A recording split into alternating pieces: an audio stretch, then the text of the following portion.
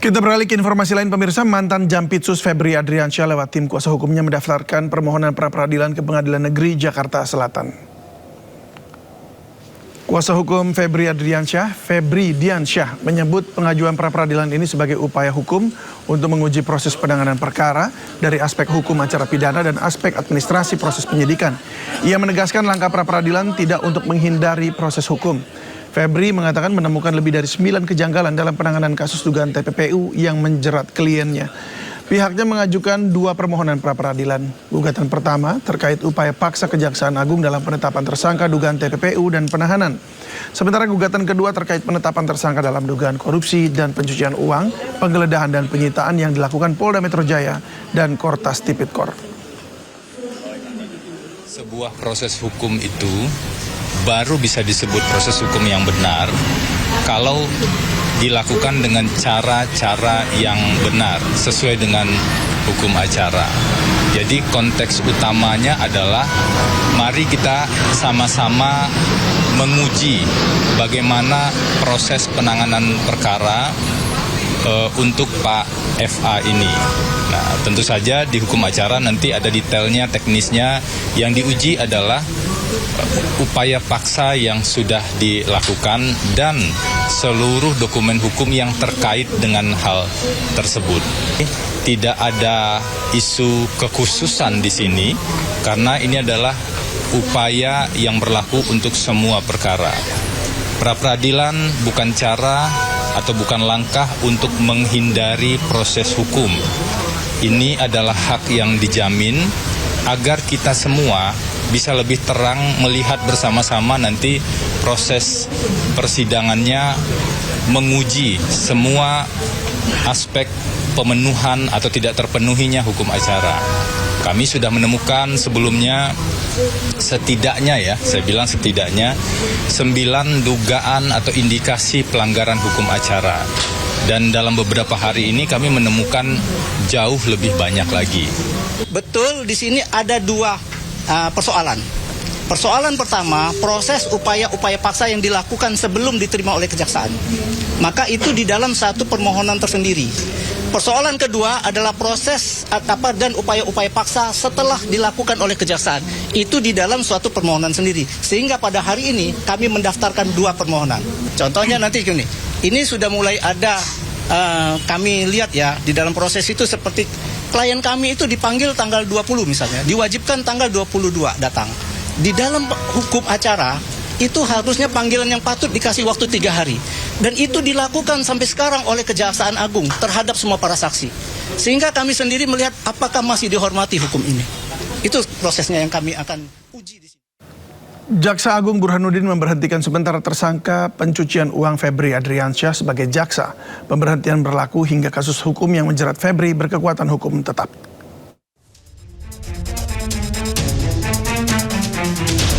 Febri Adriansyah terus menelan pil pahit.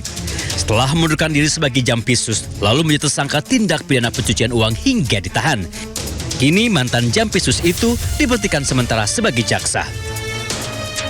Kapus Penkum Kejagung Anang Supriyatna menyebut Jaksa Agung Burhanuddin sendiri yang memberhentikan Febri dan terhitung sejak 31 Juli 2026. Menurut Anang, bukan tanpa alasan Jaksa Agung memberhentikan sementara Febri sebagai jaksa. Namun, berdasarkan laporan tim 9 Kejagung. Tim yang sengaja dibentuk Kejagung untuk mengusut kasus dugaan korupsi dan tindak pidana pencucian uang yang menyeret nama Febri Adriansyah. Keputusan pemberhentian sementara akan terus berlaku hingga kasus hukum yang menyeret Febri sudah berkekuatan hukum tetap. Tim Liputan Ainus melaporkan. Diduga menyimpan informasi penting, penyidik Kejagung meminta LPSK melindungi Ferry Hongkiriwang. Sementara menurut pakar hukum pidana, sebagai maklar kasus dan saksi kunci, Ferry harus dilindungi khawatir bernasib seperti Sutrimo.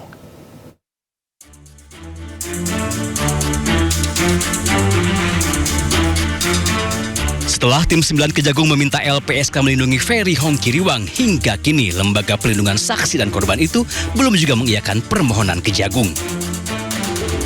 Padahal Ferry Hongkiriwang disebut-sebut sebagai saksi kunci yang banyak menyimpan informasi penting terkait kasus yang menjerat karirnya Febri Adriansyah. Wakil Ketua LPSK Susila Ningtyas menyebut lembaganya masih menelaah permohonan yang diajukan Kejagung. Selain itu, menurut Susi, LPSK memerlukan waktu hingga 30 hari kerja untuk mengambil keputusan terkait permohonan perlindungan. Sementara itu, menurut pakar hukum pidana Abdul Fikar Hajar, wajar jika tim 9 Kejagung meminta LPSK melindungi Ferry. Sebagai maklar kasus, Fikar juga khawatir nasib Ferry Hongkiriwang bisa seperti Sutrimu, pegawai Febri yang kematiannya masih jadi misteri. Ferry ini lah yang memegang kartunya lah, ya, memegang kartunya Febri. Nah, karena itu kemudian diprediksi dia banyak akan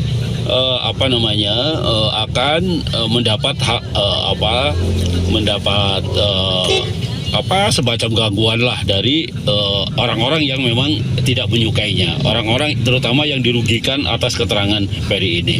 Bahkan Ferry kan sehari-hari dikenal sebagai maklar kasus atau maksus. Artinya ada banyak orang nanti yang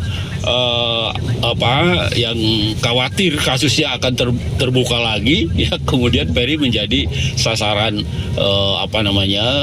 sasaran untuk umpamanya dibereskan dan sebagainya. Nah, itu yang saya kira dilihat oleh kejaksaan seperti itu.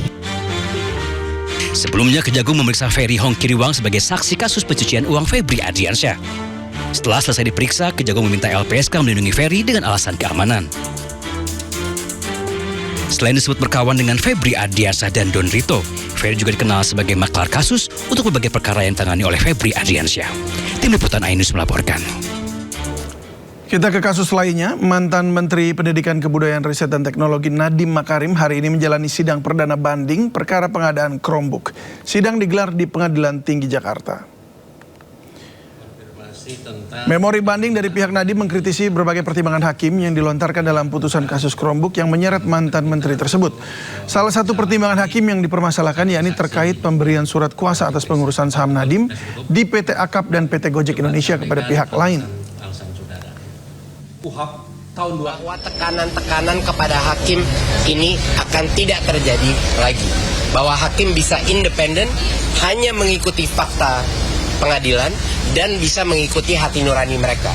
Itu alasan kedua kenapa saya jauh lebih optimis.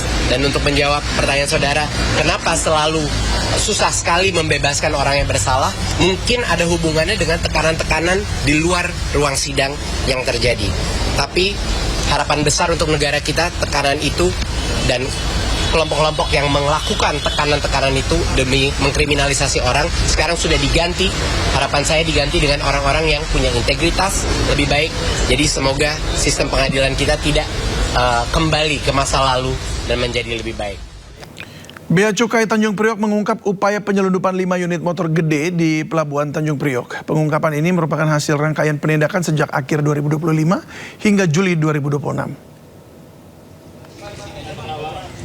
Pengungkapan penyelundupan motor gede bermula dari deteksi anomali pemindaian X-ray terhadap 2 peti kemas impor asal Tiongkok. Kepala KPU Bea dan Cukai Tipe A Tanjung Priok Adang Nugroho Adi mengatakan temuan tersebut kemudian ditindaklanjuti dengan analisis intelijen dan pemeriksaan fisik secara mendalam. Hasilnya petugas menemukan 5 unit sepeda motor Harley Davidson bekas dalam kondisi terurai lengkap.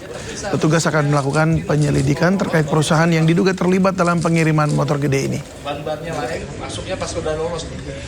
Jadi datangnya Petugas menggagalkan upaya penyelundupan narkoba dari Malaysia melalui Bandara Internasional Juanda, Surabaya. Pelaku seorang warga negara Malaysia menyembunyikan 990 gram sabu dan lebih dari 1.000 pil ekstasi.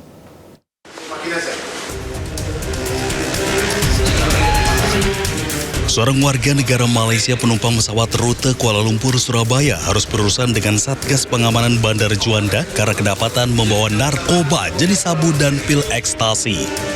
WNA tersebut ditangkap di terminal kedatangan internasional Bandara Juanda, Surabaya. Untuk mengelabui petugas, pelaku menyelipkan barang haram tersebut di balik korset yang dililitkan ke tubuhnya. Petugas menyita 4 bungkus sabu seberat 990 gram dan 1089 butir pil ekstasi yang dibungkus dalam 4 plastik senilai 2,79 miliar rupiah. Pelaku mengaku nekat menjadi kurir narkoba jaringan internasional dari Malaysia ke Indonesia karena butuh uang untuk bayar utang pribadinya. ini dibawa oleh penumpang yang berasal dari Malaysia dengan pesawat yang naik pesawat Batik Air UD352. Untuk proses hukum lebih lanjut, seluruh barang bukti berikut pelaku diserahkan ke penyidik Satres Narkoba Polresta Sidoarjo. Dari Sidoarjo, Jawa Timur, Pramono Putra, iNews melaporkan. Praktik penipuan jual beli emas online berhasil dibongkar Polda Jawa Timur. Dari hasil penipuan, sindikat ini meraup 3,7 miliar rupiah.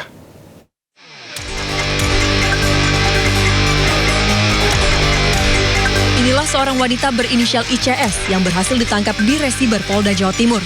ICS merupakan salah satu dari 4 pelaku lainnya dengan peran yang berbeda-beda. Polisi berhasil membongkar praktik penipuan jual beli emas secara online yang dikendalikan sindikat dari dalam lapas yang tersebar di berbagai daerah. Wanita berinisial ICS, warga binaan lapas Nusa Kambangan yang menjadi otak di balik aksi penipuan tersebut. Kemudian, 3 tersangka yang berasal dari lapas Sumatera Utara yang membantu menyiapkan piranti lunak untuk melakukan scamming. Modus para pelaku adalah mengaku sebagai salah satu anggota keluarga calon korban dan membujuk keluarganya membeli emas murah sebesar 2,5 juta rupiah per gram. Mengetahui adanya aksi penipuan, keluarga korban melaporkan ke polisi. Berdasarkan hasil penyelidikan terhadap dugaan tindak pidana penipuan online, modus promo penjualan emas tersebut, penyidik akan melakukan pendalaman dan penyisiran terkait korban-korban yang lainnya. Dan kita harapkan kepada masyarakat yang memang mengalami atau menjadi korban dari modus penipuan serupa, kami harapkan bisa melaporkan. Dari hasil penipuan, pelaku meraup 3,7 miliar rupiah. Dalam perkara ini, polisi menyita barang bukti berupa 3 unit telepon seluler yang digunakan para warga binaan, rekening SIBank milik ICS, mutasi rekening bank, 2 unit iPhone, kartu ATM, akun dompet digital, serta sejumlah perhiasan emas yang diduga dibeli menggunakan uang hasil kejahatan. Akibat perbuatannya, para pelaku terancam hukuman 12 tahun penjara. Dari Surabaya, Rahmat Ilyasan, iNews melaporkan.